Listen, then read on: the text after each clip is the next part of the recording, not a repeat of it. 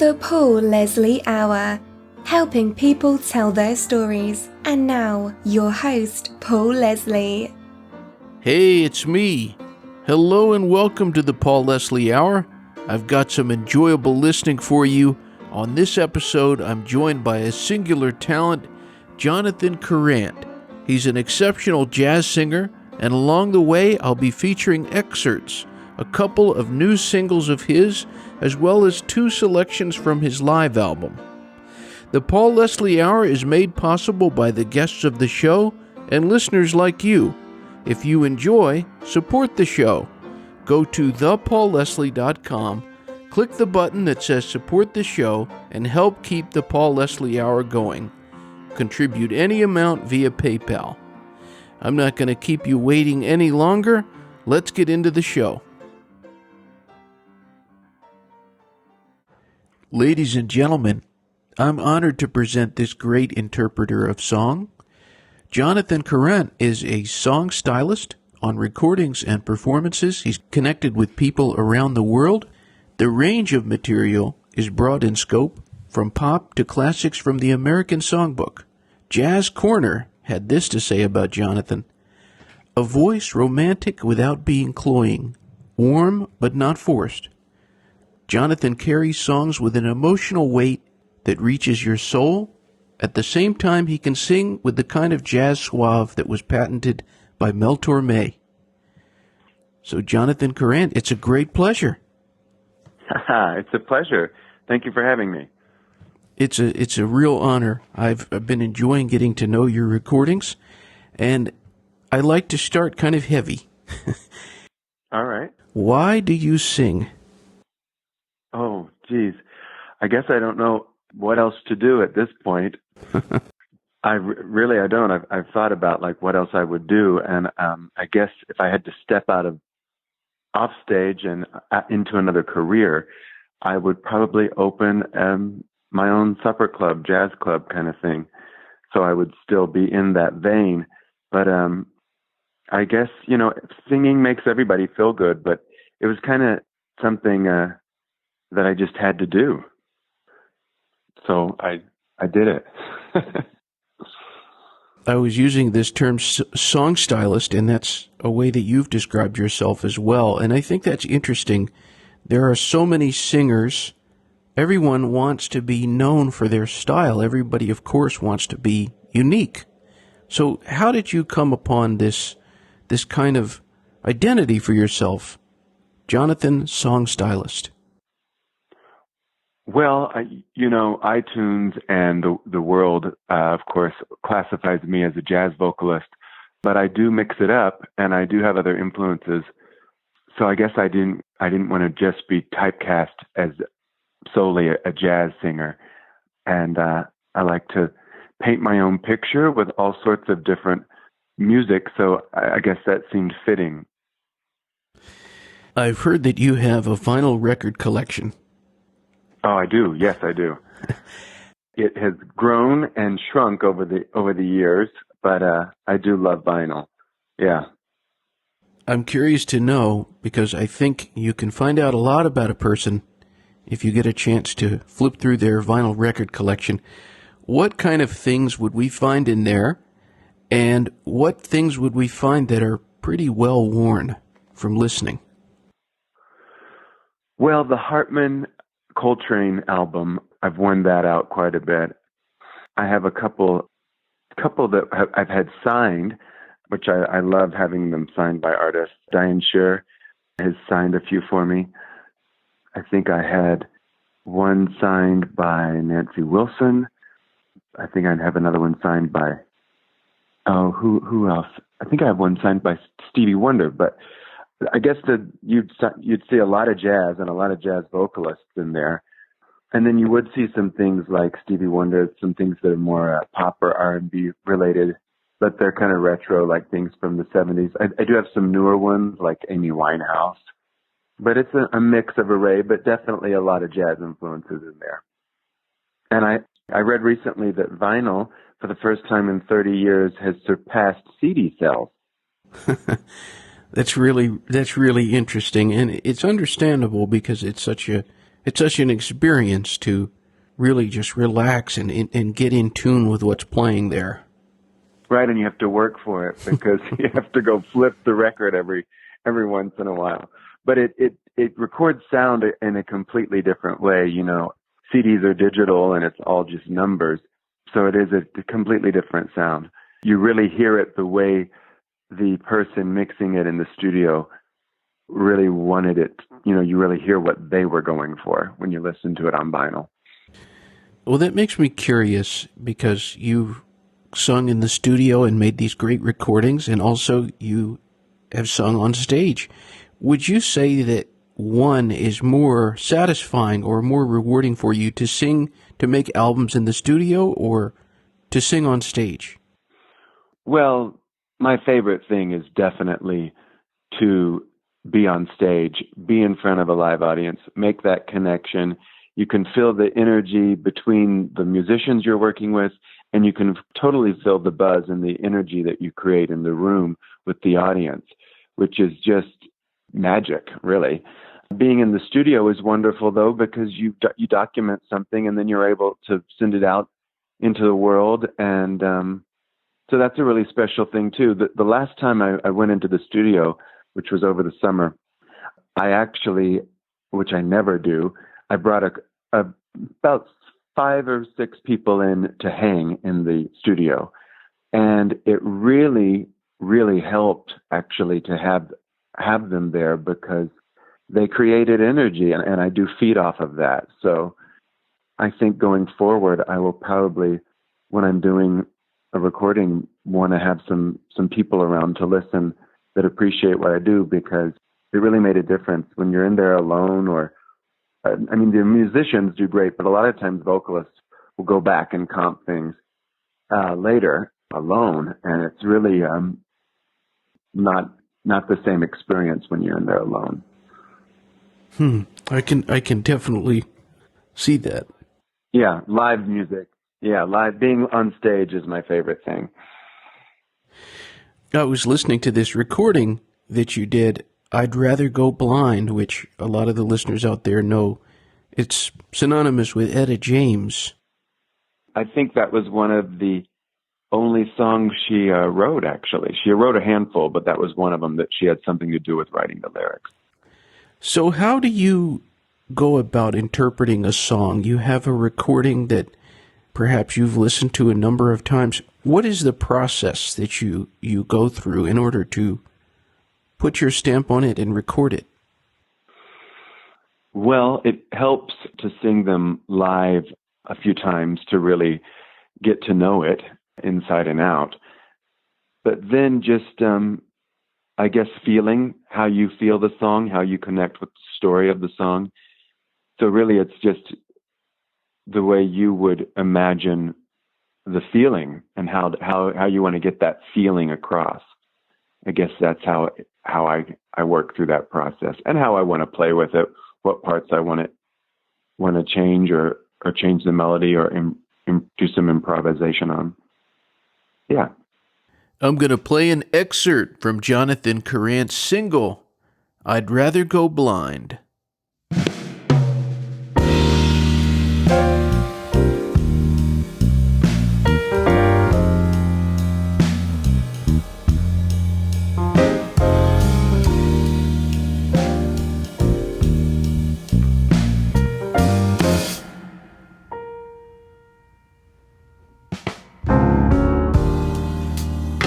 Something told me it was over.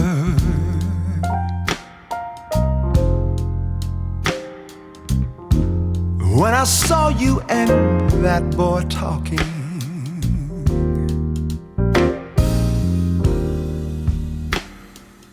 something deep down in my soul said, cry, cry. When I saw you and that boy walking down, and I would rather go blind.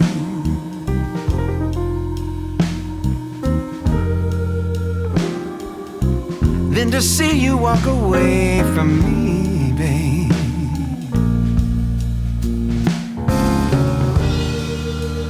You see, I love you so much that I don't want to watch you leave me. Most of all, I just don't want to be free.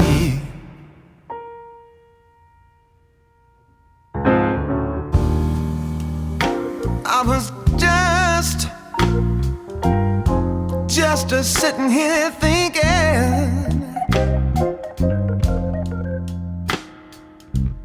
about your kiss and your warm embrace.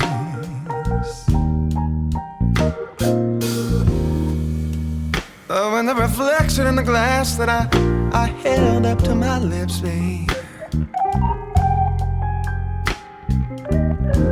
revealed the tears coming down my face. And baby, I'd rather go blind than to see you walk away from me. Yes, I would.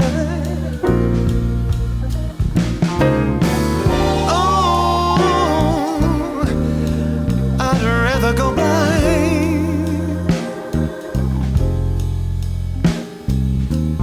than to see you walk away. Don't you walk away. I don't wanna see you walk away.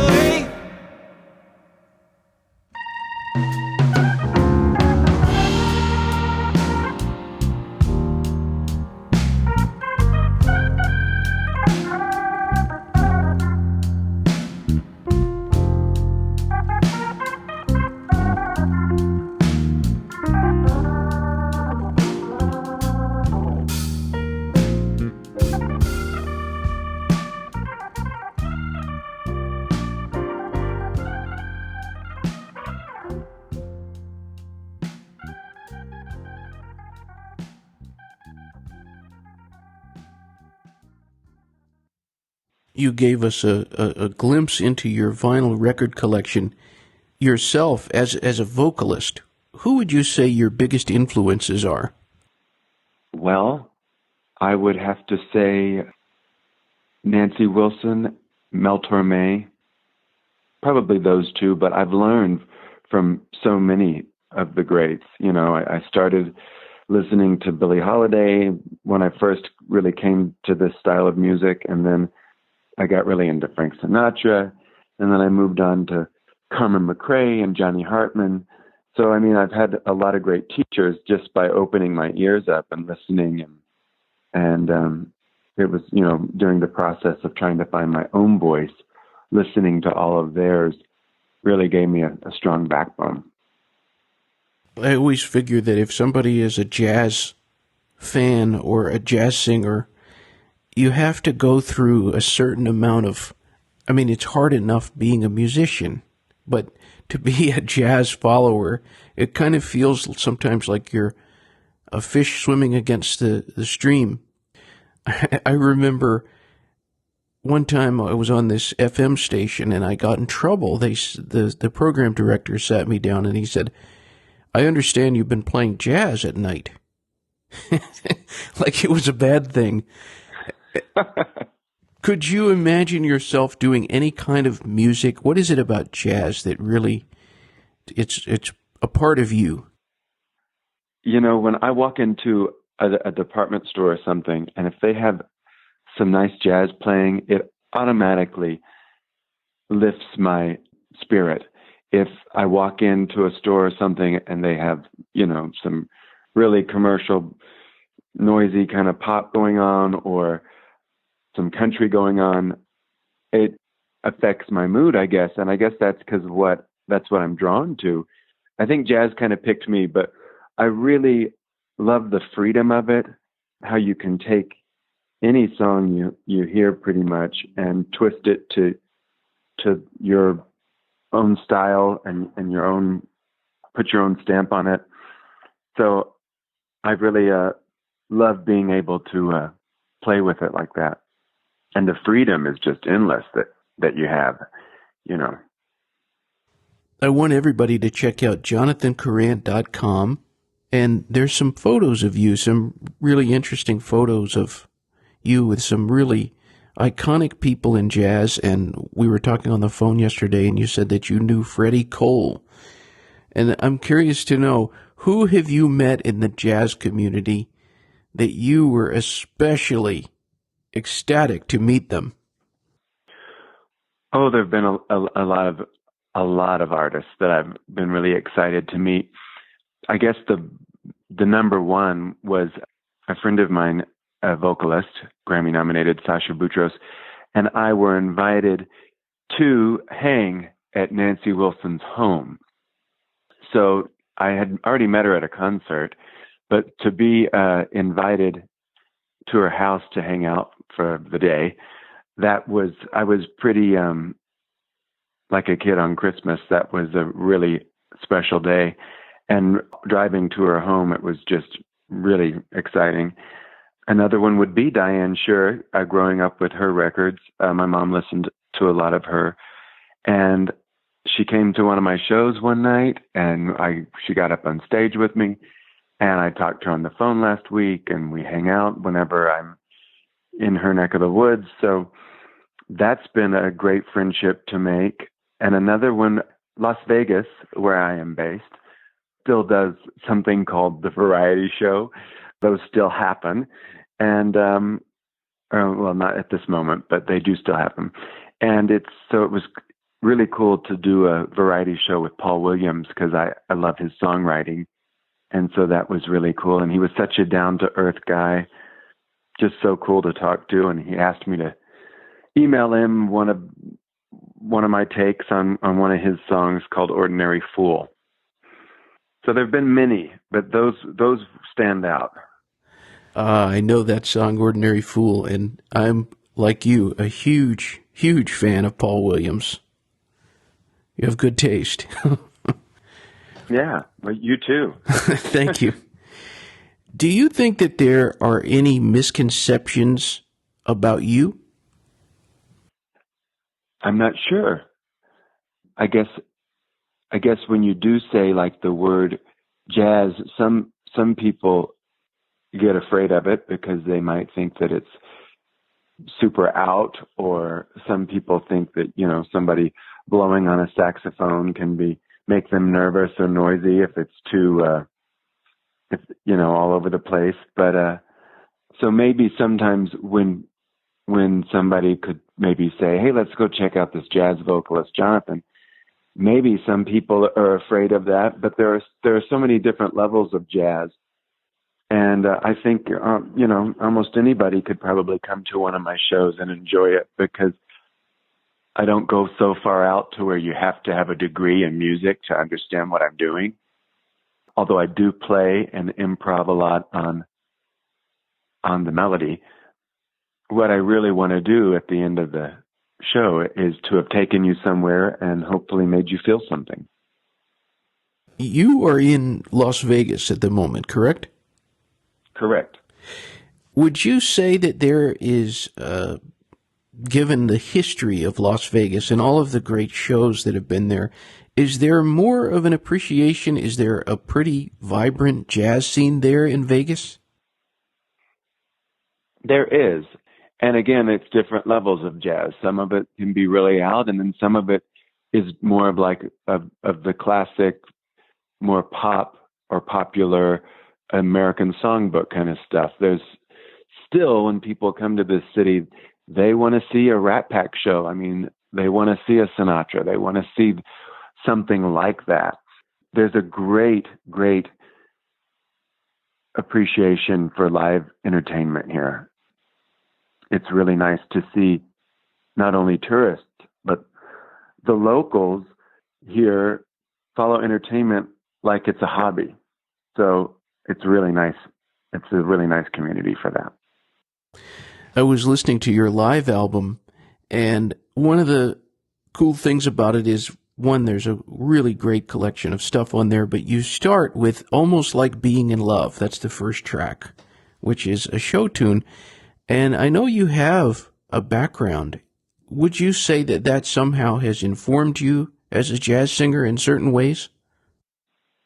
Well, it probably definitely helped turn me on to the Great American Songbook, because when you're doing musical theater, or when you listen to any of the musical theater music, a lot of that was entered, into the American Songbook. It came from old Hollywood and Broadway, so it definitely probably helped me gravitate there. Yeah. My grandparents did too. They helped by listening to things like Irving Berlin and Sinatra and Dean Martin, and so it, a lot of the same songs that somebody like Freddie Cole would have sung, or a lot of the same ones that Sinatra would have sung. It's just a different take. I'm going to play an excerpt for you. This is from Jonathan Karrant live, the Lerner and Lowe song "Almost Like Being in Love."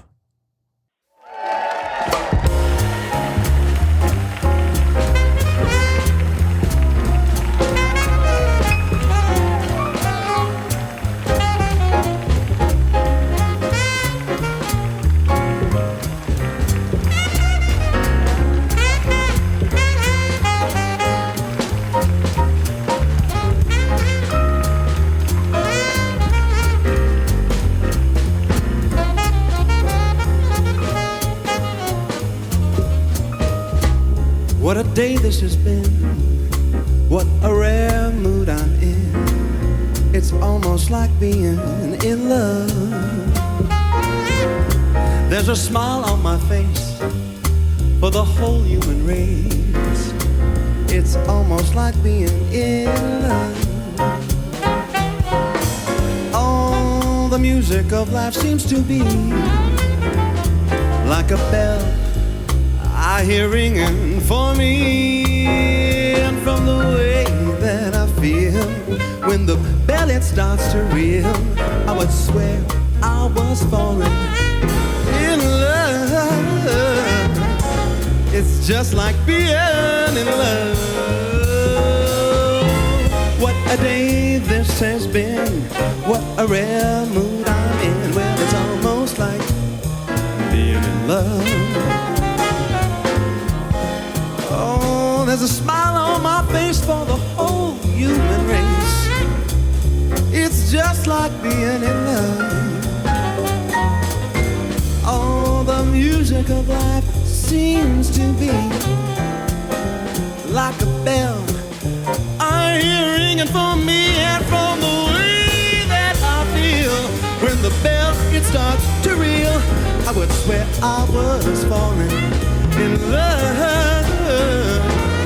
It's just like being in love.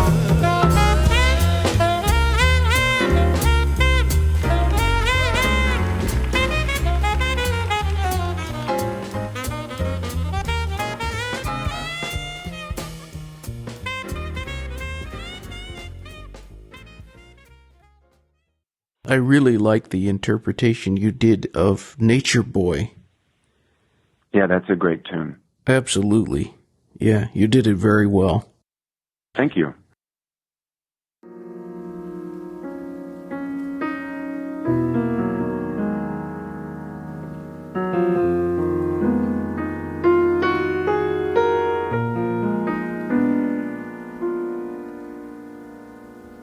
There was a boy,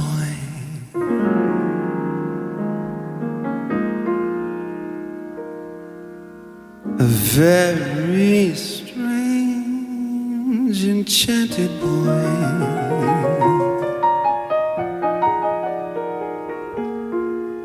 They say he wandered very far, very far, over land and sea.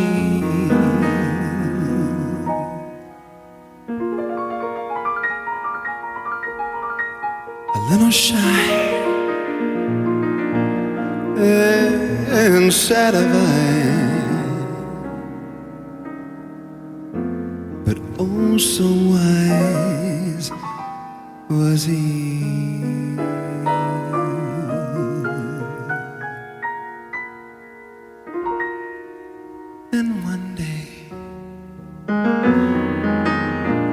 One magic day he came my way, and though we spoke of many things, fools and kings, this he said to me: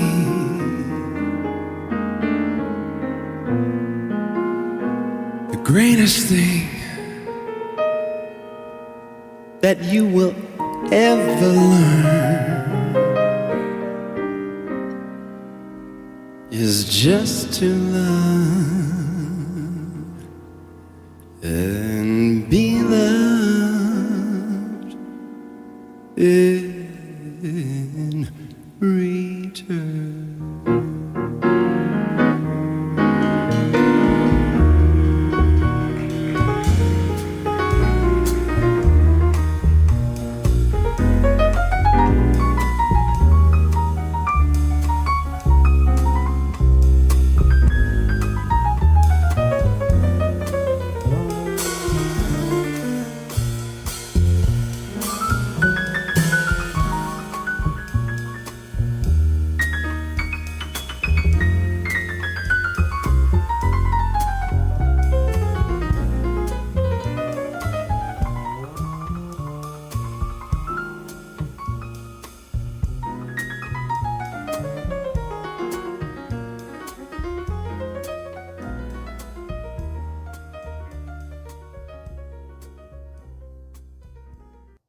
From the album Jonathan Karrant Live, his interpretation of Nature Boy.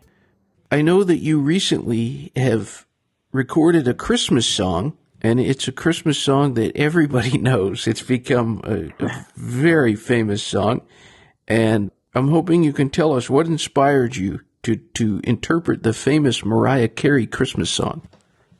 Right. I think since she's released it, that has been the number one Christmas song every single year. I mean, it's definitely the most played, but it does remain on the holiday charts every year. I was, originally when I thought, I'm going to release a Christmas single, and maybe next year I'll get a full album together of holiday music, I automatically, of course, went to songs that I thought were beloved from my childhood or things that I grew up listening to.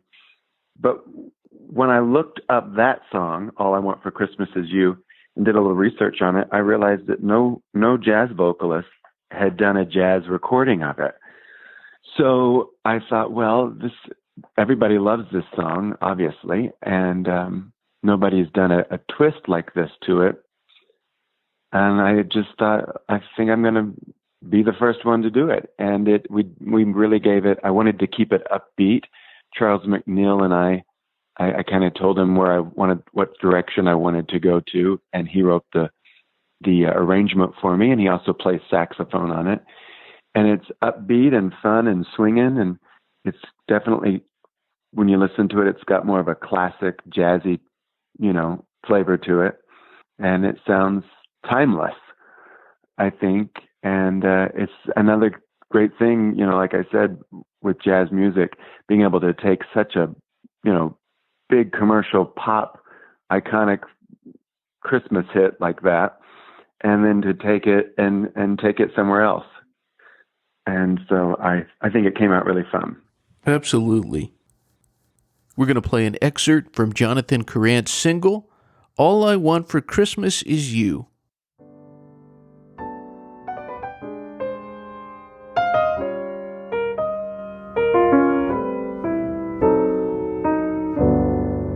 I don't want a lot for Christmas. There is just one thing I need. I don't care about the presents underneath the Christmas tree. I just want you for my own, more than you could ever know. Make my wish come true. All I want for Christmas is you. I don't don't want a lot for Christmas. There is just one thing I need. I don't care about the presents underneath the Christmas tree. I don't want to hang my stocking there upon the fireside. Santa Claus won't make me happy with a toy on Christmas Day. I just want you for my own, more than you could ever know. Make my wish come true. All I want for Christmas is you. All the lights are shining so brightly everywhere, and the sound of children's laughter fills the air. Everybody's singing, I can hear those sleigh bells ringing. Santa, won't you bring me the one I love? Won't you bring my baby to me? I won't ask for much this Christmas, won't even ask for snow. I just wanna keep on waiting underneath the mistletoe. I just want you here tonight, holding on to me so tight. What more can I do? All I want for Christmas is you. Yeah.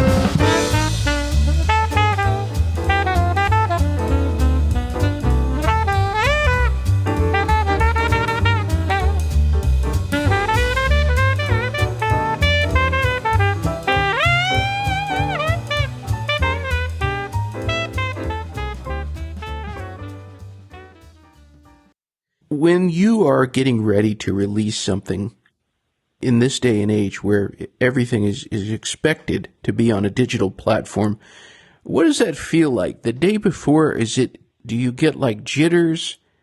What's it like when you're, okay, I've been working on this, I have it how I want it, now it is time to let this out there into the world? It's super exciting, and the day that it drops is super exciting too, because you see how, people download it and you get their feedback and their reaction and their love and support. So it's really exciting coming up to a release. Yeah. What would you say is the best compliment that you've gotten as an artist? Ooh.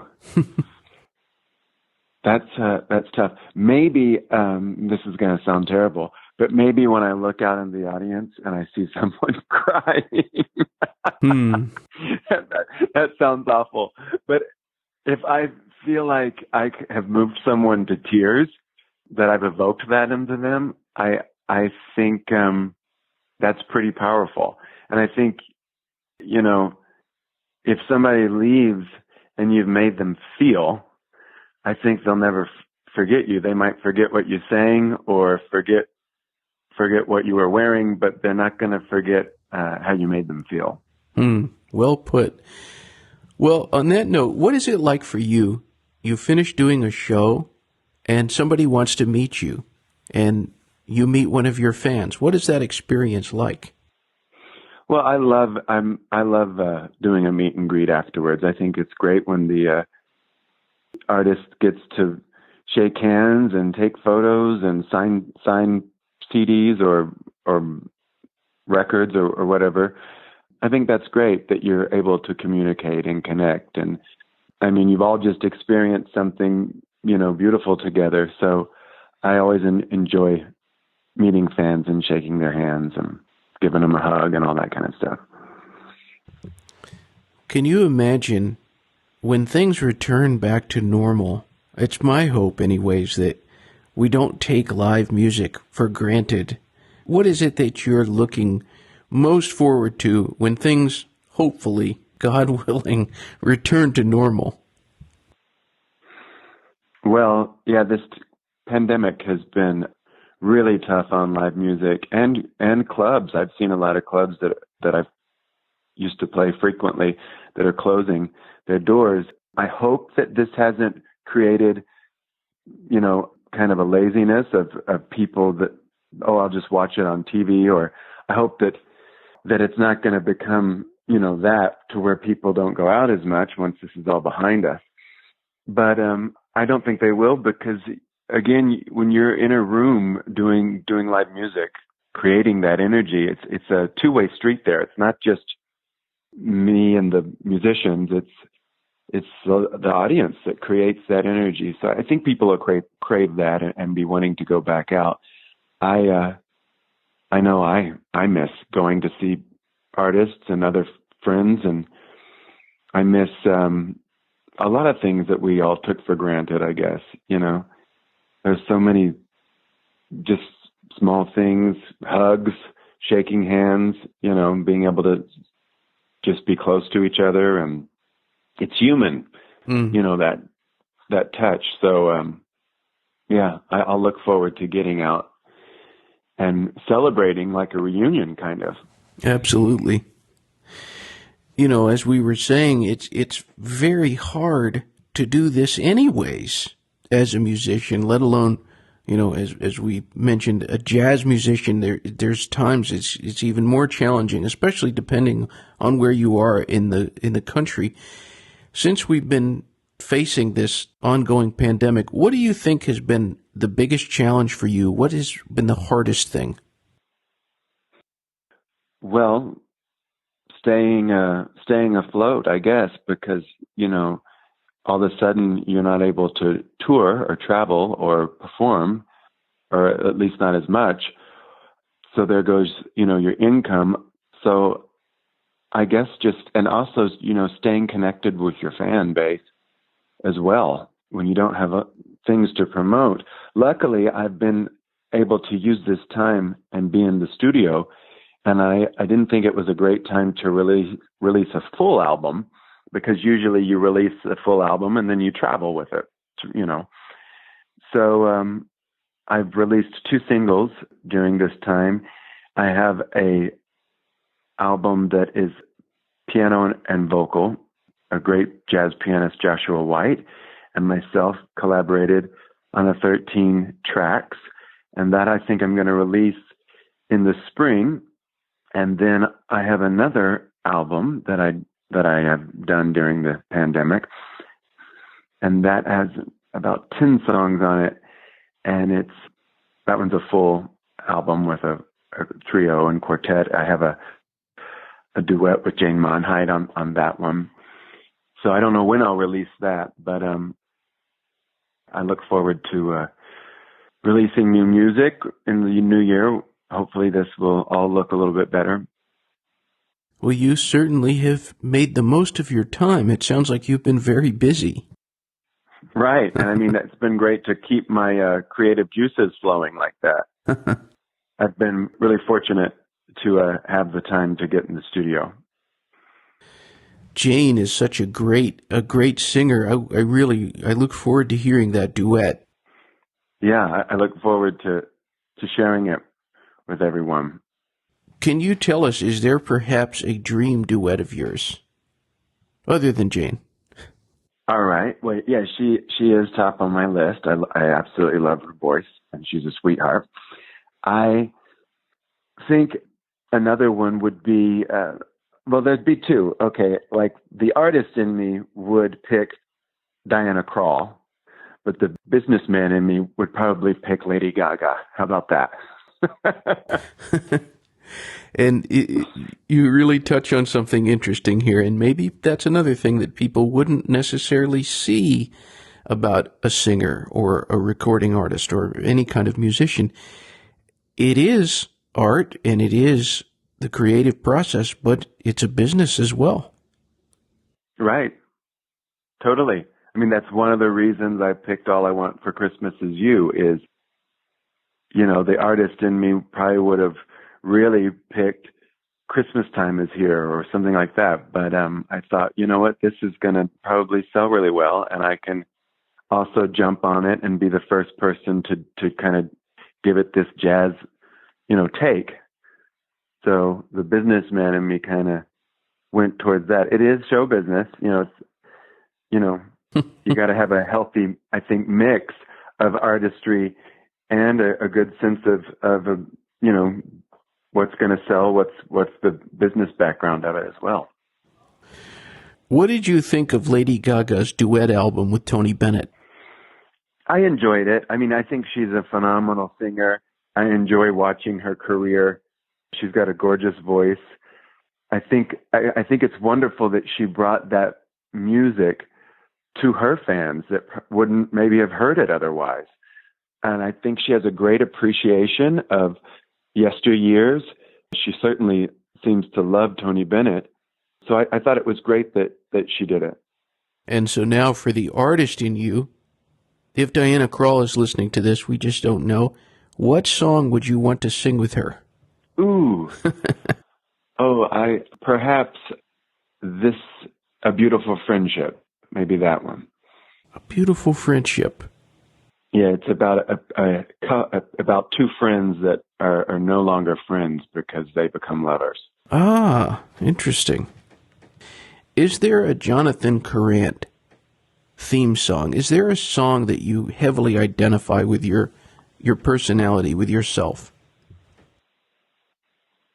Well, I think I identify a lot with the song Doodlin' because it's very playful, and I have a very playful nature on stage and off. Even though I love a song like that I've just recently recorded, James Taylor wrote it. It's called The Secret of Life. I also like things that have a deeper meaning like that are almost spiritual to me. They're so beautiful. But I think something like Doodlin', my number one requested song is probably Teach Me Tonight because of the way I play with that probably. But I would say Doodlin' would probably be a good theme song for me. Do you have a certain ritual before you're either going to perform or record? Sleep. Yeah. Sleep is really important, and being hydrated if you're going to step on stage or step into the recording studio. But I don't do any warm-ups usually or anything. The first song is the warm-up. Ah, I see. Your practicing of yoga, does that have any kind of effect or correlation with your singing? Definitely. Definitely with my breathing. It helps me hold a note longer. I think it helps open my body up to where I just feel it's, singing is a very physical thing. So it really makes me more connected, like mind and body. And it makes me feel more open on stage and maybe more balanced and centered. Yeah, definitely. So when somebody is experiencing your music, whether it's through a recording or when, God willing, things open back up, a live show, what is it that you hope that the person gets from that experience? What do you hope the listener gains? Well, I hope I've turned them on to maybe some songs that they haven't heard before, or maybe haven't. A great compliment that I've gotten after shows, people come up to me, I've heard that song 100 times, and I never got the meaning until tonight. You really told the story in a way that I understood what the song was all about. So that's a great thing, I think, if somebody can leave feeling like they've maybe learned a little something or been turned on to something new. And again, I hope I've made them feel something when they leave. I've touched them somehow. Are you of Greek ancestry? Yes, I'm a half Greek, a quarter Lebanese, and a quarter Irish. Ah, interesting. Now, have you been to Greece? Yes, I've been several times, and each time I've gone, I've stayed for like 5 weeks. It is a wonderful place, that's for sure. Yes. I have to say, I think that Greek people are some of the most hospitable people in the world, but it's fitting that you're a singer because, it's hard to think of anybody who likes music as much as Greek people do. Right, and life in general, they're always up to celebrate with music or food or wine. Yeah, they're very celebratory. Well, you've had a chance to visit a lot of different places around the world, and you've been able to sing across the United States. Tell us about perhaps one of the places that you have performed that was especially magical. Well, the Smith Center here in Las Vegas, the cabaret jazz room that's there, is really a magical place just because of the way it was built. It's state of the art, the sound. It holds about 250 people. There's not a bad seat anywhere. It's probably one of my favorite spots to play just because the building is so incredible. But another spot would be the Purple Room in Palm Springs. It probably holds 120 people. I mean, it's pretty, they stack them in there. But every time I play there, there's a real connection to the room, and it really feels like I've had a conversation with them. So that's been a really special place to play. What is the best thing about being Jonathan Karrant? Well, I guess I'm grateful and happy that I know what I know, and that I've been taught the things that I think help make you at least try to be a good and compassionate human being. I've had great family around me growing up, grandparents, my parents, and I think I was taught to appreciate certain things that maybe a lot of people could possibly take for granted. So maybe, my roots, my background, being able to appreciate little things in life. Very important. I always like to say that at the end of the show, I give the guest the stage. And it's not in any way limited to music, of course, but I know that there'll be people tuning in from all over. What would you say to anybody who's listening to this? Thank you very much for tuning in, and thank you for your love and support. I hope that our paths will cross sometime, and I can make music for you. Everyone out there, they can visit jonathankarrant.com. It's all A's. It's JONATHANKARRANT.com. And I put all these different labels on you, that you're a performer, that you're a recording artist. I said a song stylist. Who is Jonathan at heart? How would you define yourself? I guess a playful, creative human being. Yeah, a friend. A friend? Yeah. I like that. Well, Jonathan, thank you very much for talking to me. Thank you for being a guest. Thank you for having me. It's been great chatting with you, Paul. Bop ba doodly beep bop ba dee da dee bumpity boo rapity kana za jip bop kila kana za gil bond good tingy jiga manga but this yeah hunga I guess I get back in the woo I got the inga rock tinga langa bo I can't oh goodbye.